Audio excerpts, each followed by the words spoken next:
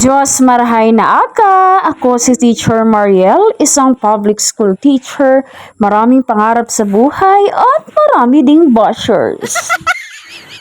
More good bashers to come mga beshi! Sabado nga ni ngunyan, kaya pinunan ko ang aldaw ko sa pagpapakakan nga ni ka mga ataman ming urig. Pagkatapos ko nga ni magpakakaning urig, nahiling ko nga ni ini yung mapupulahon na rambutan asin tiga-abod nga ni ako kayan, sabi sa kuya, namitan mo nga ni ako day.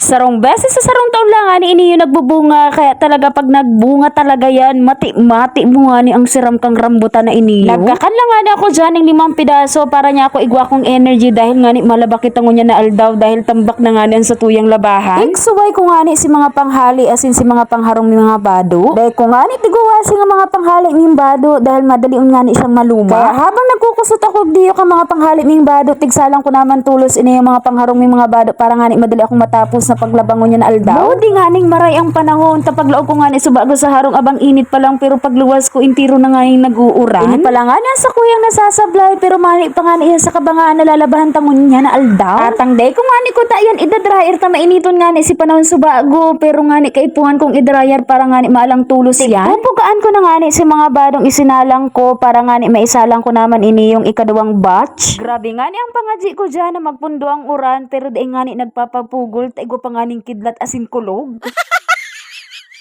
Kunsuarin man nga ni tambakan sa kuyang labahan, iyo man lugod ang tudong pag-uran. Kaya siguro nag-uran ngun yan dahil tigbupugulan nga ni ako maglaba, pero di nga ni ako mapapugol tamayo na nga ni kaming badong susuluton. Oh no! Kaya di ako mapapugol, uran ka lang, si Mariel ako. Paglalaba nga ni ang pinakamahidap nga ning gawaon igdiyo sa harong, pero mayo nga ni kitang choice ta, habuta nga ning magmukhang musingon. Kay puhan ko pa nga ning ralabahan si mga uniform ngayon na aldaw tabaka pag sa aga nag-uran bilalong day nagkaaralan. Sarong simana pala nga ni ang nakakalipas poon ka nagralaugan, pero ang sa kuya nga ning kapagalan na mamatian garo pang graduation na.